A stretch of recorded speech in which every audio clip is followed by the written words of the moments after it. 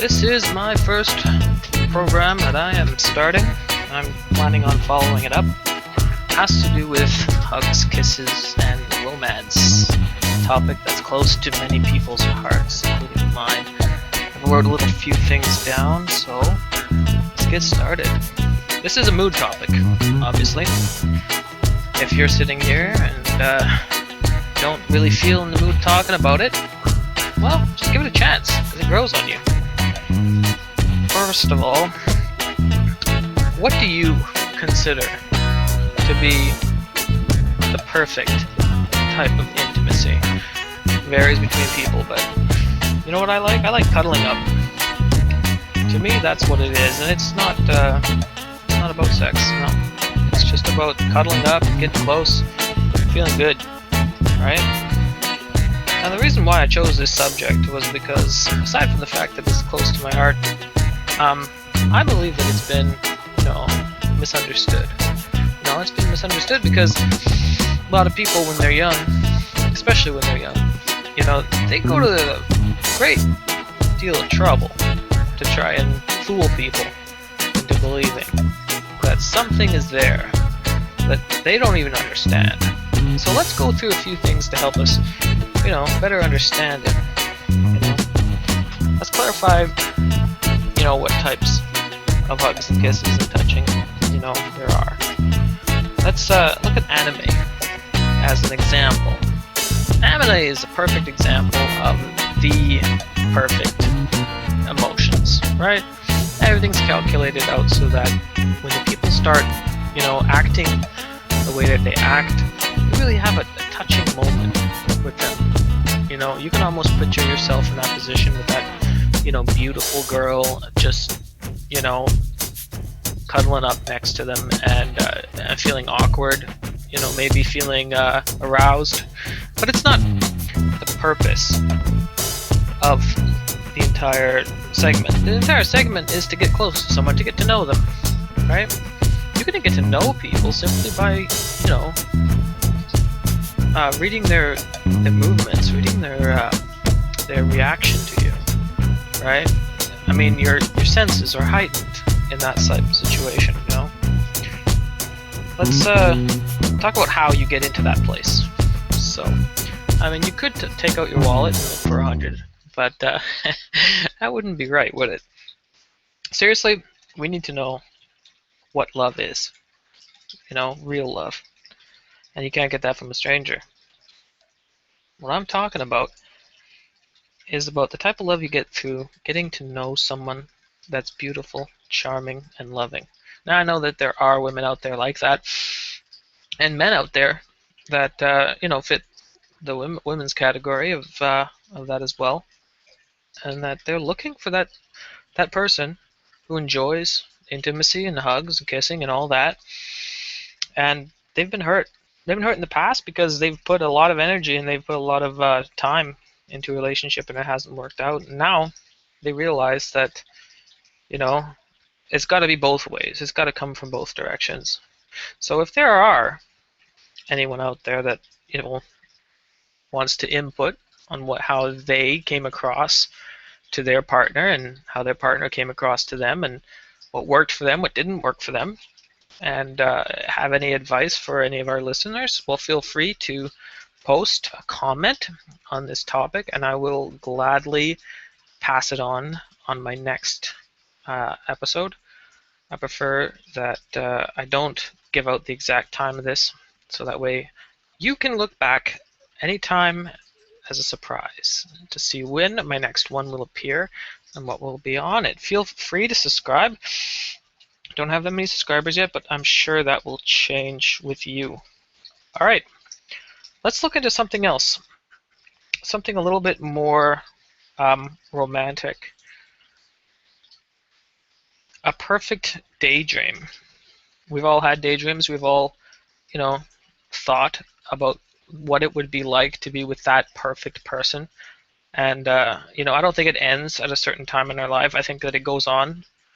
Even in relationships, it continues to go on. And we might feel bad about it, but it's the way it is.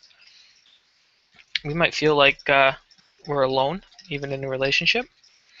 and that we're the only one that's willing to work on the relationship. So let's look at some of the common things that a guy looks when looking for advice, and let's learn about some of the simplest ways to get to that place of kisses and romance and hugging.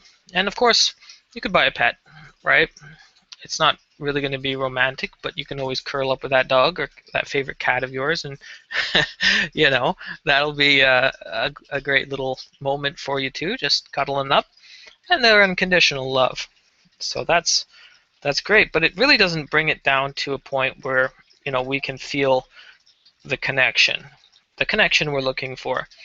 So in order to get that, we got to get a vibe going, right?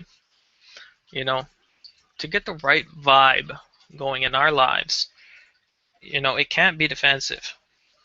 It has to be a cool vibe. And that's hard to pull off. A relaxing, cool vibe.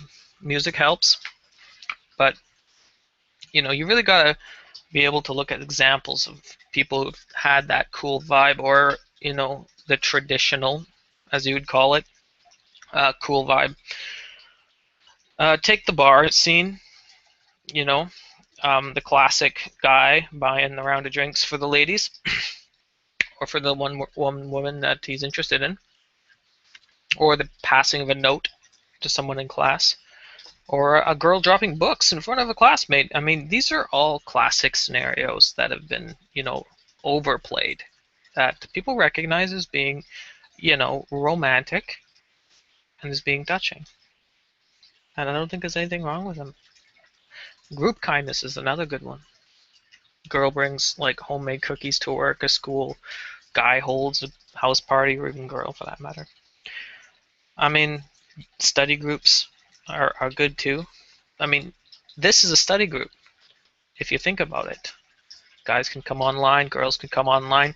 They can look at this. They can just, take what they want from it. But I mean, if you are learning about what it means to be a cuddler or a caring person, to attract people, then this is what you need to hear. This is what you need to reflect on. All right. The easiest way to meet someone is to sit like next to them and to really talk to them, to say hi. I mean, there's not always going to be the circumstance that you're going to want. And you have to filter that out, because you're not going to want to talk to someone taking a smoke break in the rain and think that it's going to, turn into a romantic conversation, right? No. It's best to, take things slow and look at what they have. Look at what they're wearing. Maybe a chain, a tattoo, bracelet, headband, or bracelet, and the mood they're in. Take note of these things, because it's going to make a difference. It's going to make a difference on how they feel. And really, that's what it should be about. When you look at your mother's love, right? There's a confidence that comes with that. You're confident in your mother's love. You're not going to worry and concern yourself about whether your mother loves you or not. No. Why would you do that? In normal relationships between a mother and his son, or mother and his daughter, there are effective barriers, and there's pretty well unconditional love. When it comes to friends, it's a little different. I mean, you've got humor in there, and it's conditional love, right? You can't betray your friends. You can't, talk down about your friends for very long, because it'll ruin the friendship. Eventually they're not going to put up with it anymore, and you're not going to have that friend. And there are barriers as well. But the good thing about friends is that there's no objective there, really. When you're friends with someone and you're on common ground with somebody, you just want to see it from their point of view. You want to, enjoy the things that they enjoy, and you want to share time with them, right? So you're really not putting yourself in a conditional situation where, you'd better put out, otherwise we're not going to be friends anymore. But that can happen in a sexual or, relationship type of way. If a guy doesn't, get any action from his girl over a period of time, he's going to look elsewhere, and that's objective based relationships. They do that to a person. They make it so that there are restrictions and there are barriers, and yet the barriers are far different because now you can enter into that intimacy that no one else can be with and no one else can share with you, right? And there's so much more that you'd put up with that person, you know, their anger, their their their outbursts, their mistakes. You know about them, right? And you get jealous too. You get jealous of even your own children because of the amount of intimacy that is shared with you and her, or her and him, right? And then that being shifted to the child. Now, a child and the father can also share an intimacy, just like a mother and her son or daughter, but it has boundaries, has different boundaries, right? So when you're in that zone and when you're cuddling with the person that you fell in love with, you want to be with, you have this uncontrollable desire to get inside of them. It's almost like a penetration. You want to penetrate their heart. You want to know what they think, not just hear it from them. You want to know it. You want to be confident in it. And that's why fast relationships that happen like within the first month, 2 months, um, they often bring more heartache than they bring pleasure. In relationships that have been prearranged, relationships that have been told you're going to marry this person, and they've got years to think about it and they've got years to get accustomed to it, often work out.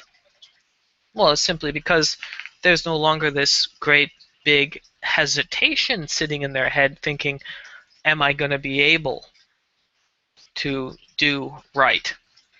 You know, it's lifted off their shoulders. Now they can just say, well, it's been decided. I have to do what's right. He has to do what's right. We're going to make this work because we've been preparing for it, and we're mentally prepared for it, right? It's not this big question of, well, does he or doesn't she, right? But that doesn't take away the way a person really feels. It takes away the responsibility of what they're going to do, the actions they're going to take. But how a person really feels, that can be far different, And even the smallest hint of betrayal can lead to devastating consequences. And I think that that's one of the main reasons why when we're young, we feel that there's nothing that can go wrong. And when we're older, we've had that experience and we can say, no, maybe this is going too fast. Maybe I want to slow things down and I want to take a break from this relationship and just, get a better idea about what I want. And it can be heartrending to be in a relationship when you're older. Being young and being in a relationship is a constant high and low, and a high and low. But being in a relationship when you're older, no, that takes on a different meaning. That takes on a different concept. But it can take on a scary concept. You see, once you're, I don't know, I would say past the age of 30, this whole fear comes into play where you're not sure whether or not you're going to be able to cuddle and be that source of comfort that you used to be, right? When you were younger, will you be attractive enough so that your partner will consider you to be a comfort? Sure, you might be more of a pillow now than you were when you were 20, but that doesn't necessarily mean that that's comfortable, right? I mean, look at Snow White and the Seven Dwarfs, right? When Snow White talked to the seven dwarves, all the seven dwarves, they looked pretty cute, didn't they? You know, none of the seven dwarves looked old with pimples and wrinkly, and you never know, right?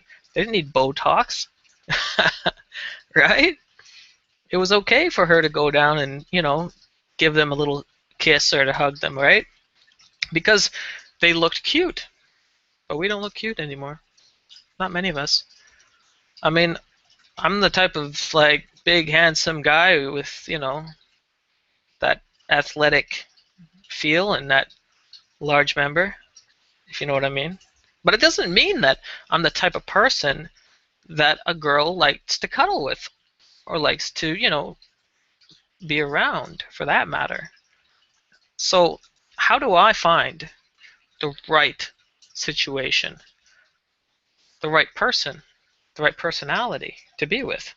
Now, I've had number of relationships in my life, so I could say that I've had some experience, but I can tell you one thing.